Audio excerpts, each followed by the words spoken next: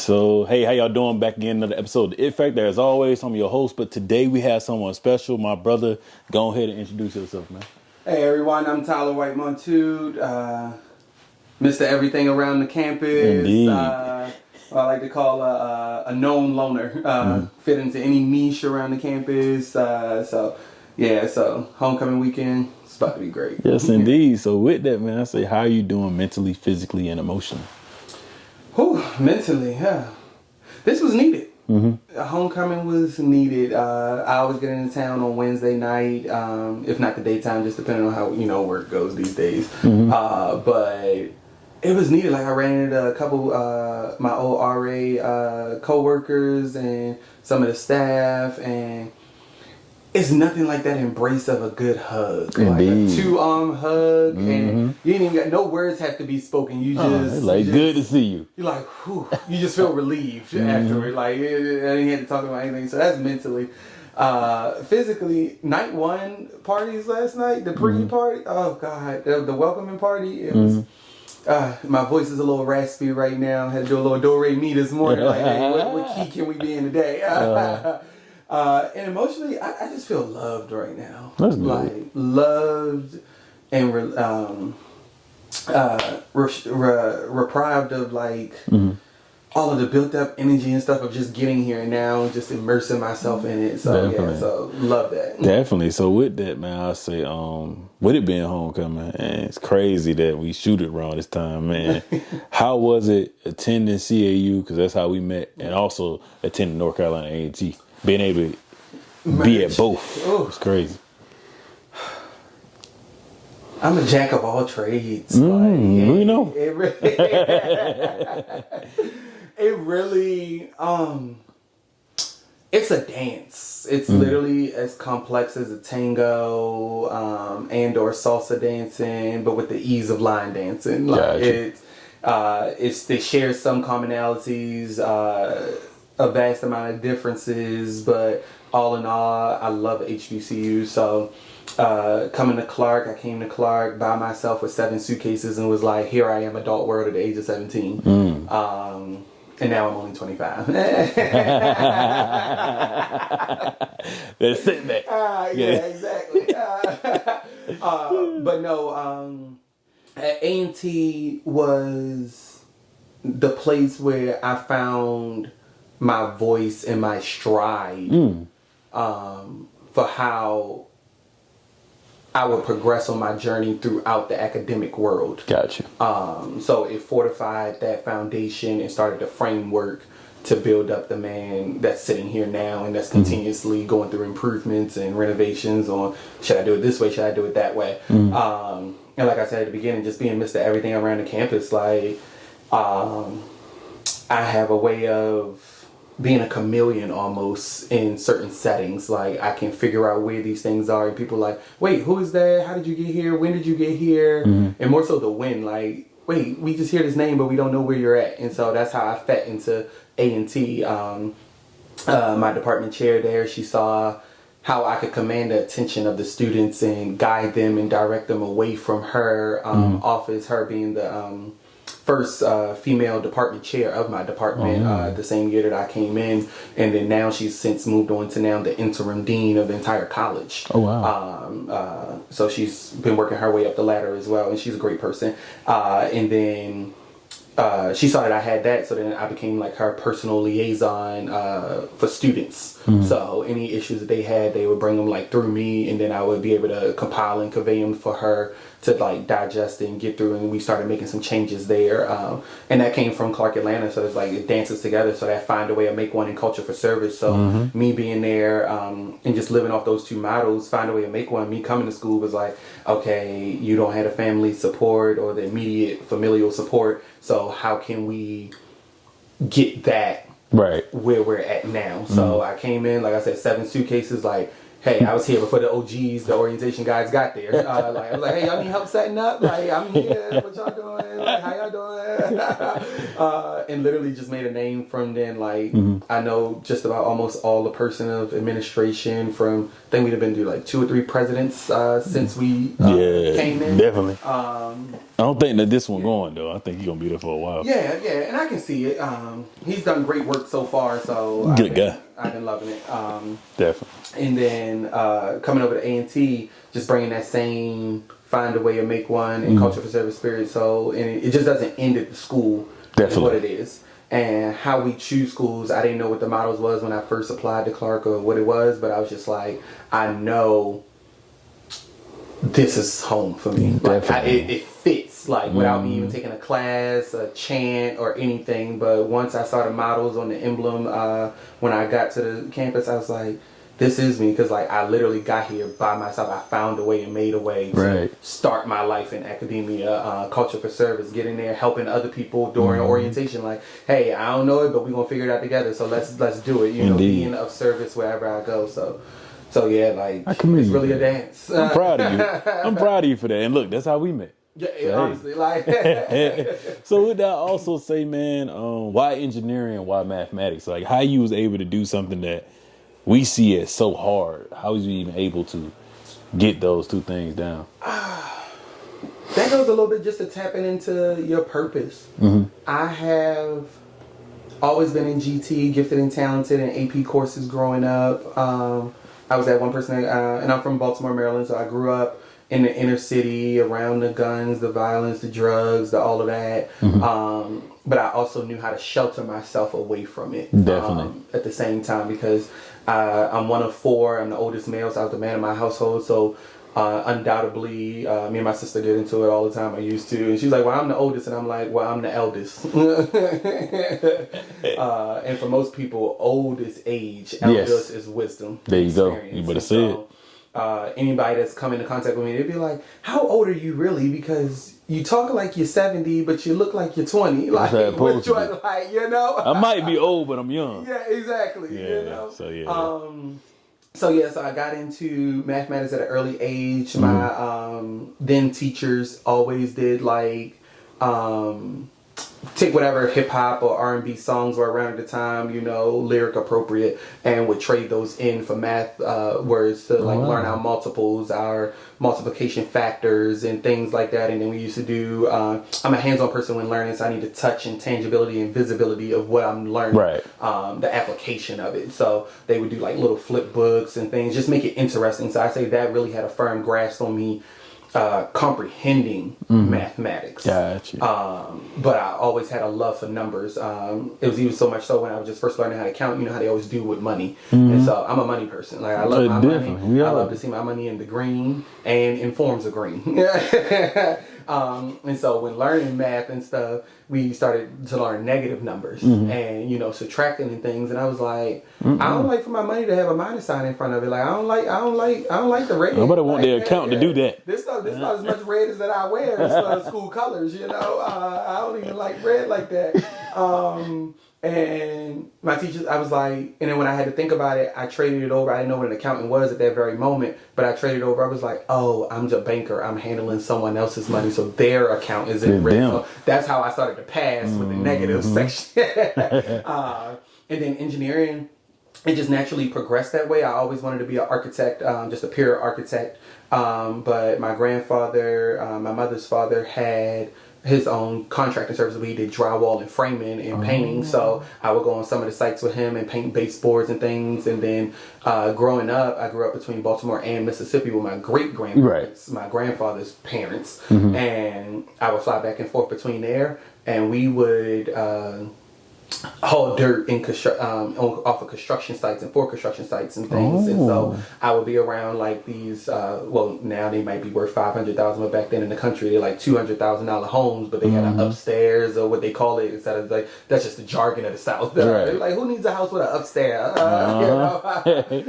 But yeah, with those we would haul ass. I would be that little kid or not walking around the construction sites looking at it and just got amazed off the blueprints of homes and things like that. And then officially enrolling in the school, I was started off as a physics major. Right. Okay. And then for some reason, my teacher just couldn't apply or explain the application of math to physics. And so I was just like, no, I need to understand the full applications of these things, because if I can understand the mathematical sense of it, then I can apply it to whatever field of study I'm in. Definitely. So having to have a science major, I just switched it from that first semester. I switched from physics to math and continued down that path. So I had to take those same physics courses, but Of course. just switched it on over just Gotcha. officially. And then engineering, they didn't have architecture because it's not a part of engineering, but they had architectural engineering. So I chose A&T, another HBCU, and it was still on the East Coast. So I was like, I was still close to Clark, but I still wanted to get out of Atlanta because I served my purpose for that time period in my life. And so I was like, oh, it's right up the street. I can come down. So literally I transferred, but you couldn't even tell I transferred because I was down here like every other weekend. But yeah, that's how I got into it, and I've been in it ever since. It just never left. So what did I say? What's your it factor then? Why you do what you do? My it factor. It's really for the generations to come. Like, it's a quote that I found, paraphrasing, it was like, the wise man plants the tree for the shade he'll never be able to enjoy. And so if I can have a hand in the planting process, or the planning of the planting process, that can plant that seed in any person, that can change their trajectory for the positive if it was negative, or if it's positive, to grow and enhance upon that through any of the works that I do. And I do a myriad of different things. Definitely. But just to show that, one, I'm black. One, I'm a black male. One, I'm a black male that's not a statistic. And technically we still are statistics, but we're on the other side of the statistic, you know. But yeah, and then more so specifically to myself, I just know that if my nieces and nephews, because I don't have kids right now, but I have about 10 to 12 of them that I claim, friends' kids that I claim as my own as well. If they can see that Uncle Ty is traveling every other week and still can keep a job and still can pay his bills and can still travel and have fun and still connect with other people and still do these adventures and things that he loves to do and things like that. That's my it factor, is planting that seed for the next generation to know that they too can do what I do and more. Definitely. I like that, man. That leads into my next question of how we even met and how we still friends today. And I thank you for even reaching out, man, and talking. But the crazy thing that I want to say is, why is it important to reach out and have those relationships and mentor and help other people ultimately? Oh, I never had it. Speak it. In the sense of people that could relate to the present issues of the society of which I was coming up in at that moment. I had my mother's father, my grandfather, loved him to death, and we would do things together, but he unfortunately had a heart attack like a block away from the house and passed away. And I was actually visiting his parents that summer that he did pass away, and I think he died in 2005, so 18 years. Yeah, 18 years this year. It's crazy how time has just gone that fast. And then his parents, my great-grandfather, which is a blessing because not many people even get to meet their grandparents, let alone their great-grandparents. Definitely. So I had the baby boomers' parents that raised me. So I can communicate between that. It's why I special time. But I just never had anybody that was right there around my age or amongst my parents' level that could be like, hey, Tyler, like, this is some things that you should be getting into. Hey, this is where you should be leaning to. Even when it came to college, it was just a conversation of, oh, hey, you're going, well, what college are you going to? It was just almost like, it's just a progression that's just what you do next. But nobody was there to actually walk That's what me you through should the do. process. Why you want to do this? Yeah. Exactly. or even while I was in college, high school, like, oh, hey, like, they looking for this on applications. Make sure you do some sports or some extracurriculars or community service and things like that. I naturally just served my community. So it's like if I'm at the grocery store and I see an old lady or elderly person that needs help with their groceries, like I put my groceries in the car and help them with theirs. So like I was of service, but I don't need the recognition or documentation that I serve my community. Definitely. I'm just in my community. And there's no problem with that for anybody that does, but for me, I just am naturally and genuinely that person that has no problem in jumping in and without the recognition. Like, and so, and then, what was the second part of your question? My second part was, why do you even reach out? Or like, why is it important to help other people? Oh yeah, the importance, because we need it. Like us as a community, from just studying. My grandfather was a history major. My mother's parents was a history major and English major, so I can write my ass off. I hate writing though, but I can edit and do whatever it needs to do to make it presentable for the people. I don't mind presentations, but writing a whole page, no. And in history, I just know enough of my history to know where I can build upon. And so back then, during slavery time when we were traded off doing different families, like just me, myself, just trying to reconnect my family once my great-grandparents passed away, I was like, okay, let me start reaching out to all of my family that I know that is still alive and see if I can find more and find more information. And so me doing that search, going out, and it tails into the mentoring, like, I know some other people out there may not say that they don't have that, but it's just a sense that you get us as a people that you can feel that person needs some support, but they may not ask for it. And sometimes us as a people don't always want to just go that extra mile to say, oh, let me just check on you. Hey, let me see how you doing. Yeah, you know. They think, especially black men, they think it's something wrong if I didn't talk to this dude, or we didn't talk like that, or we friends, but it's been a while. Why they reaching out? No, man. I'm reaching out because I want to make sure you good. Exactly. Genuinely. That's my cause. That's it. That's even how we communicate. We don't talk every day, but every couple months we'll check in and we're like, yeah, bro, like, how's it going today? Or how's it been since then? And it actually changed the narrative because it makes me like, okay, I need to reach out to Tyler. Yeah. It ain't always got to be him reaching out. I can do it too. And it helps with other people too. Exactly. And it transfers over to almost every part of life because every person, no matter what they say or go through, they want to be seen and heard. There you go. And so if I can provide, whether it's 5 minutes, 10 minutes, an hour or two, I don't mind being on the phone. I actually love being on the phone. I'm kind of archaic in that way. I hate texting. I hate all written form of communication. Slightly because of receipts. I hate receipts. But honestly, like, I like to hear the voice because the voice will tell me what's actually wrong, if there is something wrong, or what the excitement is versus a text. Because you can misconstrue tone unless you actually know that person. And a lot of times I have to tell people, I'm like, they'll say you can't really tell how that person said it through the thing. And I'm like, if you know a person well enough, you know how they mean things.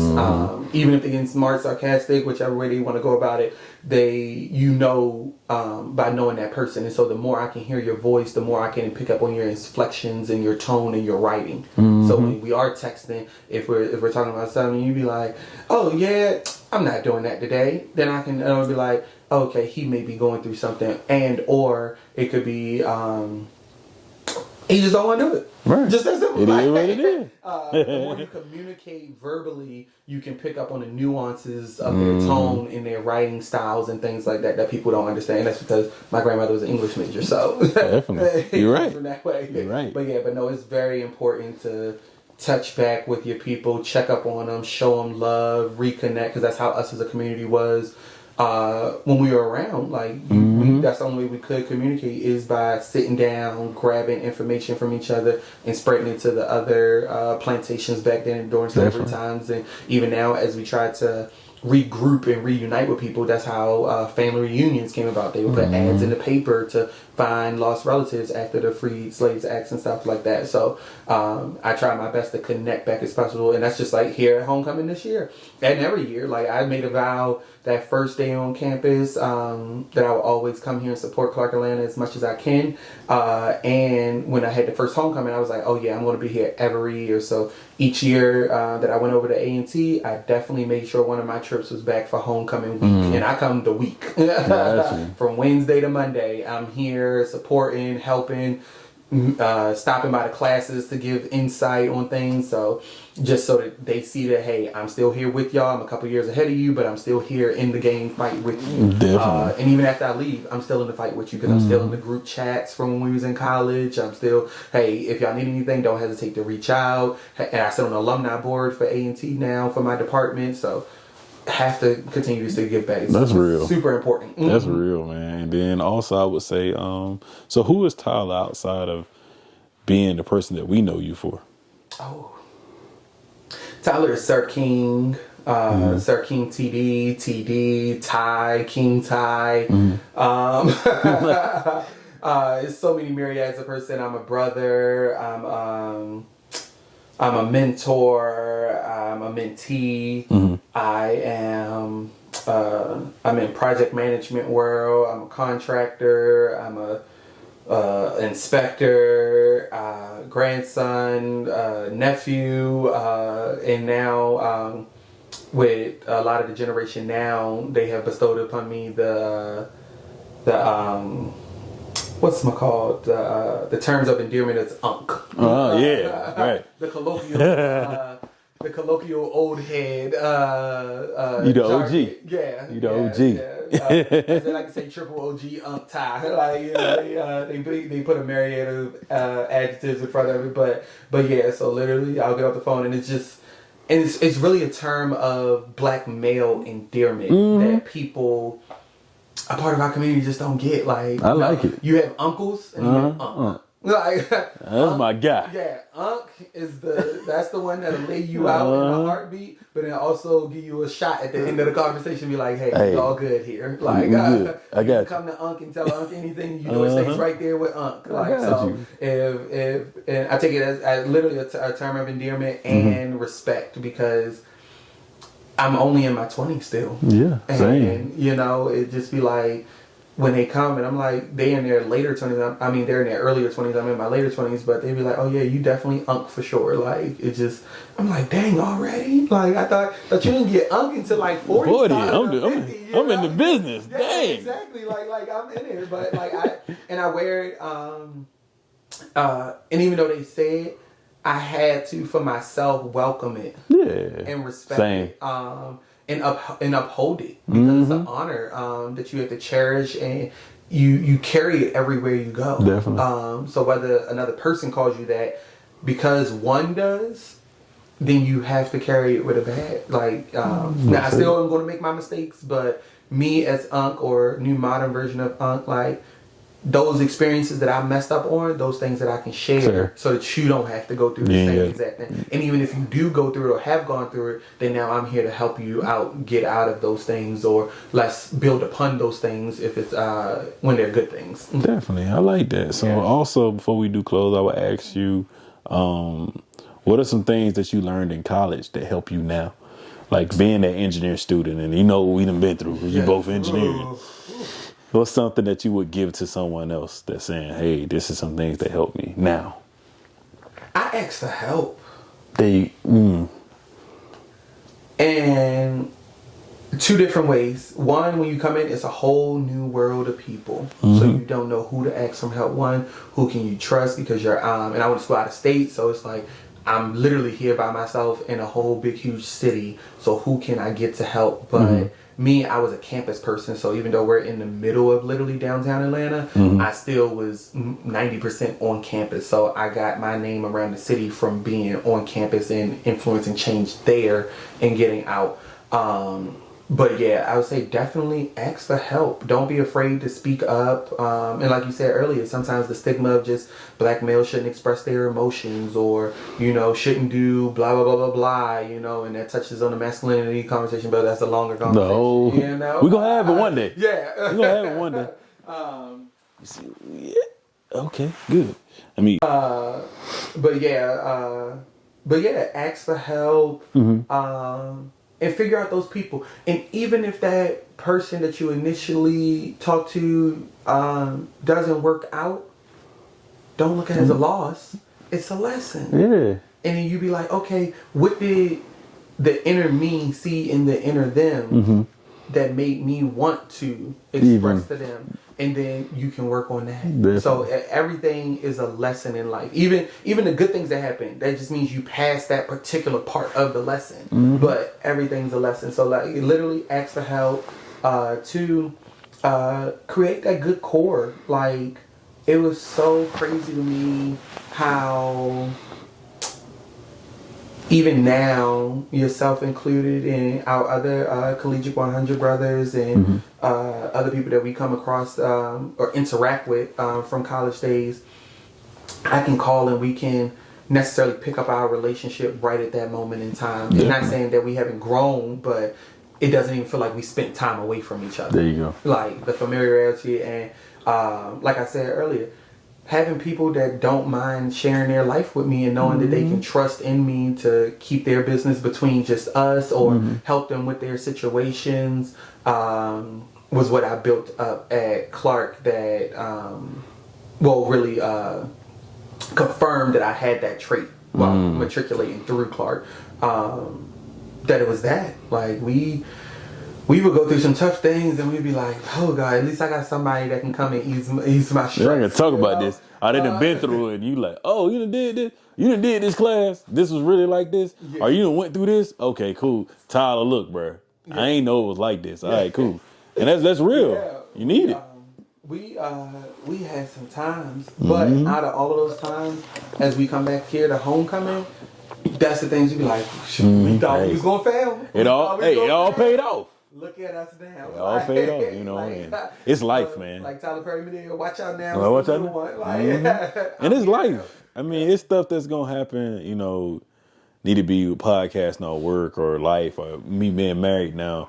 The different matriculation that we're gonna have in life, college is just preparing you for that. Yeah. And a lot of people see failure as the end all be all. Like, oh, I lost a job, or this happened. Bro, that's life.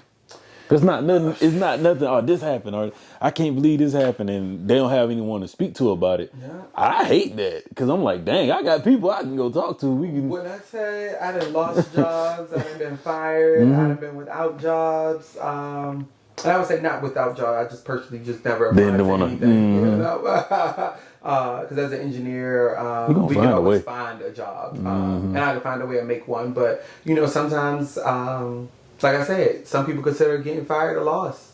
I don't. I consider it a blessing. It's a part of life. Exactly. Like, and I already pay taxes for the benefits too, so now I can tap into get my money back. I'm gonna get my money benefits. Back. Exactly. Where that 401k at? Let me go ahead and pull that out. 401k, unemployment, all of it. Get it back. And us as a people to be ashamed of it. I'm like, ain't no reason. I don't care. I went to college. Like. I use it as I'm not like, oh, dang, I went to college and I'm better than nobody. It's more of, I went to college. I'm going to be okay. I did it. This is the reason why I went to college. I've been through a lot in college. And for me, I'm like, and now naturally right now, I don't fully use either one of my degrees. But God just placed on me the purpose of project management in any field. That's what I was going to hit on with you. So my purpose in life or anywhere I go has always been project management. So I was raised in a single family home. So I'm the oldest male. So naturally in our community, I'm the man of the household. Right. So project management is raising my brothers and sisters, whether asked to or not. That's just naturally the role that we fall into. And so they're looking up to me to make sure that things are, whether they do it, say it or not. And then it's like, oh, well, we got chores. Okay, you don't like vacuuming, but you like washing dishes. Okay, so you good for washing dishes for the month? Okay, cool. That's on the planner here. You don't like taking out trash, but you still need to learn how to take out trash because I didn't believe in gender roles inside of my household. So it's like, okay, I cooked for the household. And then my siblings will wash it. I had two sisters and a brother. They will wash the dishes. My brother would wash dishes. My sister would take out the trash because all these things we still need to learn. You got to do it. So when y'all get on your own, ain't gonna be nobody to do it. It's just you. Right? So you all have to figure out how to do it all. So right. With sorting clothes before we went to the laundromat because we didn't have a laundromat inside our apartment. We would tell my like, hey, this is how we sort the laundry. And I learned this from my great grandmother because she was home economics and things for the community in the South. So she'd be like, oh yeah, these are the whites, these are the lights, these are the dark colors, and then these are the blacks. We separate in clothes. Y'all need to learn how to do basic, sufficient functions and making sure that you're efficient at them. So when you get out here, you don't have to depend on anybody else to do these things. Now, granted, you can want somebody to do the things because you may not want to do them, but you know how to do them. And so that was that. Like, we just. I got you. So what did I say, man? So I know you can cook. I eat your food. I know what you can do. You know, we didn't grill together. You know, so gotta do it again a couple times. But I would say, man, with you being a great engineer, great person all around, I would say outside of tech, you can cook. So, like, would you ever try to go and do a cooking business and try to cook for people, get you a restaurant or something? He trying to get me on the spot, y'all. I had to throw it in there because I was like, he can cook. The hardest thing, it's a hard decision because of authenticity. Yes. Whenever I do anything in life, I'm a hands-on person. Not because I don't trust other people to do it. It's just that I have come up with a system that I now need to allow myself to teach other people those things. And when it comes to cooking, I'm a true soul food cooker. Same. And people don't understand the difference between just Southern food, comfort food, and then soul food. Soul food, you cook from your soul. Yes, indeed. Your heart, like, deep maybe inside. like you put your foot in there, like everything that is running through my body is put into that food. Indeed. And that is the missing ingredient that will never have you cooking my recipe to taste like mine. And so even if I was to open up a restaurant, food truck, or a full-on catering business, I still would have to touch every dish in order for them to feel what they once felt when they first had my food. Okay. I guess. And you have to create that type of environment as well. Yeah. Is what I tell people. So people don't understand, like, if you grew up in a 2-parent household or 1-person, whichever one, but let's just say, what's your dish that your parents always used to make that you love? That's all types of stuff, because my mom was a chef, so she was a chef. So the crazy thing was probably fried chicken, mashed potatoes. Fried chicken. Boom. Fried chicken, mashed potatoes. Now let's just say you got in trouble in school and your mom had a bad day and the menu was fried chicken and mashed potatoes. It's not going to taste the same because her mindset is frustrated and pissed off. Dang, well, I taught this boy right and he didn't went to school and messed up, and now I gotta come home and discipline him, but then now my boss is annoying me at work and I had a bad day at work and I still gotta feed us, and you know, so all of that frustration of her soul is now transferring that energy to the food. We done burnt the chicken. Man, that's why I like doing this, man. That's why I like podcasting. You have to put yourself in a good environment. So back then, in high school, I used to make sweet tea and the snack man in schools. Okay. And so I got busted once or twice back in school. They could never catch me with actual product, though. There you go. But even still to this day, my best friends, we've been best friends, since 2018 years going in of friendship. 3 of them, and then the other 2 about 15 years now. And from that moment, they still to this day will text me randomly and be like, yeah, Tyler, so when you come back to Baltimore, you bringing some tea, you gonna make some tea while you're here? I'm like, no. And then when I got to college, I started doing the catering and stuff for the pageants. And I started doing the gallons of it just for production cost of it all. And now people in college be like, yeah, Tyler, where the plates at? Where the tea at? Come on, give me a gallon. I know you got some. And I'm like, y'all, I'm not making nothing. And then so I cooked one time for my mentees. I got in my senior year of A&T. And they love my food. So now anytime we meet up, we'll do a mentee's Christmas for my mentoring program, and we all do potluck style. So I'll cook something, they'll cook something, then we'll have it all together, and just to get them to cooking and testing out their dishes. And even still now, they'll send me pictures of that stuff. But yeah, they're hooked. And everybody, including yourself now, always asking me this type of question, like, hey, so when we open up the business, I got the money, let me know what you need to invest, because look, I'll come cook. Yeah, I have the support, but I just know right now my passion and purpose right now is engineering, and I still cook in my own home, so I'm trying to figure out how I can, at least share the recipes as I'm cooking. So, setting up a whole studio to cook and content creating. Just think about it. It's a thing. Take your time. It's a thing, Look, take your time. Take it from me. But yeah, it's there. Like, I consider myself to be a full-on, well-rounded businessman, and myself am a business. So indeed. So before we do close, I would say, what's something you want to be remembered for once it's all said and done? Could it be one or two things? Professional-wise, how we have the 8 great wonders of the world. I want to be added to that list. I won't be here for it, but I want to be on that list. Got you. And then secondly, my heart and how I made you feel. People could forget your face, forget what you say. 90% of what you say they could forget. But they will never ever forget how you made you feel. And so literally at homecoming, like I said earlier, no words need to be spoken. Just embrace. Bring it in. Bring it in. Some people I've ran into at different functions or things as everybody's getting married and things like yourself and our other brothers and just other friends that I know across both institutions and some from back home. And we're running to other people and I'm like, what in the world? I haven't seen you in so long. How's it going? And literally we could just, like I said, just pick right back up and definitely. That's how it's supposed to be. Yeah. That's how it's supposed to be. Yeah, that's something all the time. And, I like that. And the quote that I came up, that just came to me, but just resonated so much, and it was just so heavy on my spirit last year. And even for yourself, no matter whatever you're doing in life, if you think it's small or in our community, we always got to put a little in front of, oh, this is my little part. So this is my little car I just got. Like, it's big for me because you're doing it. Definitely. Thank you. And I tell people all the time, I'm like, not many people get that encouraging from people that are around them. That like, hey, we're the same age, but you're doing it. That's the key part right there.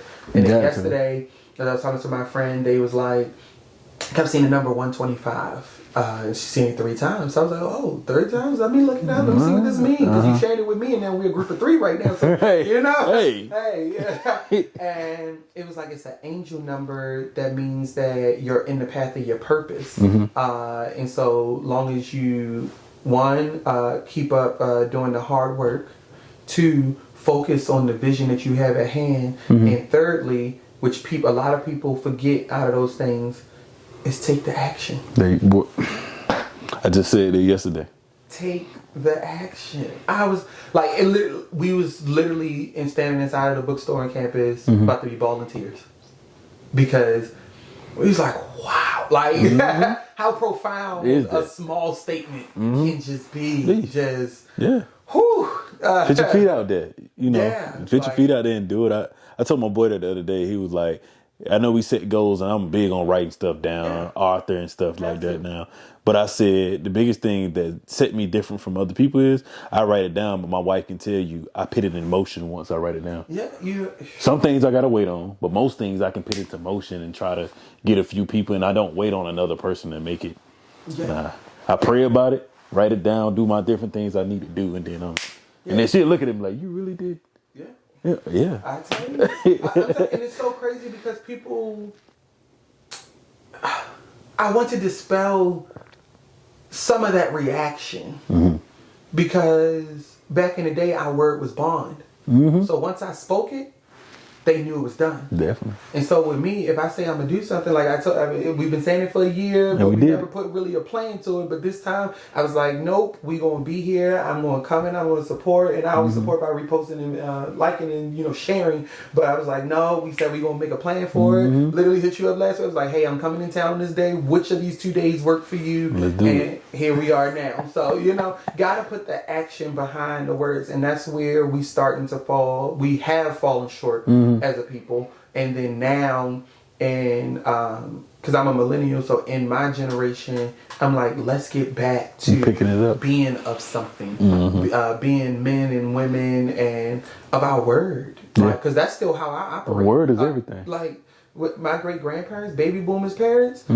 If you said you was gonna come cut my grass on Thursday, you'll do it. Or every third Thursday, you I don't need to talk to you. I ain't got to call you. I ain't got to text you. You gonna be here and you gonna cut it on that third. And then they had Social Security checks, so they was retired at the time, so they know if you cut it on the third Thursday of the month, you give me a week and a half. When I get my check, you gonna get your money for that month, or vice versa. I'm paying you ahead of time so that you will. We don't have to write things down and all of that, because they trained their mind like, this is my system. These are good people. This is my community. I don't want to get a bad reputation because your name carried everything. And that's what I tell people. So like right now, I hyphenated my name because going through school, I was just Tyler White, which is my mother's maiden name. And for whatever reason, her and my father issues, whatever, she gave me her last name. And so, but I'm big on lineage. And so for my kids, future kids, to know where they came from, I hyphenated on my father's last name. So now it's White Montoute. And it was a heavy decision to make leaving out of college, but I was just like, I know for generations to come, that's where we need to be. Definitely. And for them to know where they come from, my great grandkids, if I'm ever fortunate enough to meet them, or even grandkids, that they know that it's two sides to the family in a sense. But moving forward, my kids will carry on my father's last name because that's just the way it was biblically just supposed to go. Definitely. So, So my closing things. Do you have any questions for me? How you been? I've been good, man. I've been good. Married. A lot of things happened. I lost my mom right after I got married, so that was a lot. Then I got a job. Got my book out. Then a job happened. All this stuff happened with job. But like we said earlier, that was life. Yeah. Losing my mom that's eternal. Like that was a lot. So like having a wife and having a podcast, having friends, family, and people that were there for me, and just my belief in God has kept me straight, man. So I'm good. I'm at an 8. I'm at an 8 on a scale of 1 to 10. Yeah, hey, an 8 is great because it really has been some days where it just be like a 2, and you be like, wow. Yeah. And I don't even want to say days, moments of time. There you go. Because I had to tell people that was a moment. And the thing that got me, I could tell you, because you family. Yeah. The other day, my birthday was Monday. Did all the great stuff, got some goals that I want to accomplish even before the year is over. But my mom passed last year on the 10th, and we were sitting there, and I'm just like, dang. I was out to the country with my wife, of course, Courtney, man. We out there in Aruba, had a good time. But when I got back, I'm at home, she at work on the day we had to bury her, which was the other day. And I was just sitting there like, it was a moment. It was like, damn. Yeah. And it wasn't even none that sad. It was more of like, this real. Like, this really is life. So that stuff like that is bigger than a job. Like, that stuff is bigger than the podcast. That stuff is bigger than anything I have going on. Really and like I said, it's eternal. Like, it's something that, like, this is it. Like, this is... My great-grandparents raised me, and this is before I met you. They passed 2 weeks apart from each other. My freshman spring semester. So I came back to school. I was just down there with them. For the Christmas holidays, as I always have been. And I came back to school, and then my grandfather had to get rushed to the hospital. And no, this is actually going to college. I worked that summer. I came to visit him for a week or two, and I had that tough conversation with him. And it's always hard having hard conversations, but it's only hard if no one's willing to listen or take action with the words, you know? So I had to sit down. I was like, hey, I can't come for months at a time like I used to because now I'm getting into my career and things like that, but I still will come often. So Right. even if it's a week or a week and a half a week, I would do that. And then he got diagnosed with leukemia while I was in school and had to be in the hospital for a month. So during that freshman semester, I'm like, dang, I'm here in adulthood, I'm going to college, but in the background, I'm calling every day as their caregiver from a distance. I'm like, oh, hey, where's their medicines at, doctor? We need to order these off, and then we need to have them shipped to the house. No one's able to pick them up, so I need to have them shipped to the house. Or somebody drops them off, so then I'm contacting family, friends, neighbors that stay down there, and I'm like, hey, can you run to the store and get this? Tell me how much it is, and I'll make sure I send a check in the mail for the money. Dealing with that, and back to project management. Yeah, so you gotta. There, still doing academia, and then I still finish 6 A's and 1 B first semester dean's list.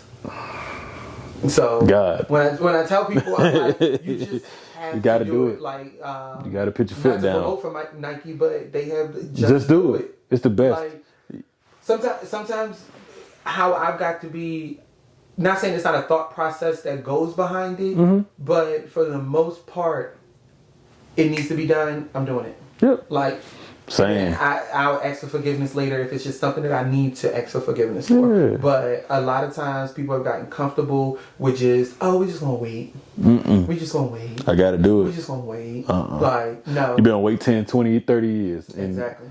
And you like, I ain't never do this. And that's what I was saying. Well, I would close with, well, if you have any other questions. That's why I was like with the honeymoon stuff like that. Feel like, you supposed to go do this, and all that stuff happened. And I was like, nope, we doing this year. We gonna do this. And I gotta wait because I ain't got time to be like, I ain't do this. You know, that's really and definitely. That's really how it be. But like you said, we always check in with each other and just make sure we all good. That's always my question for anybody. How are you?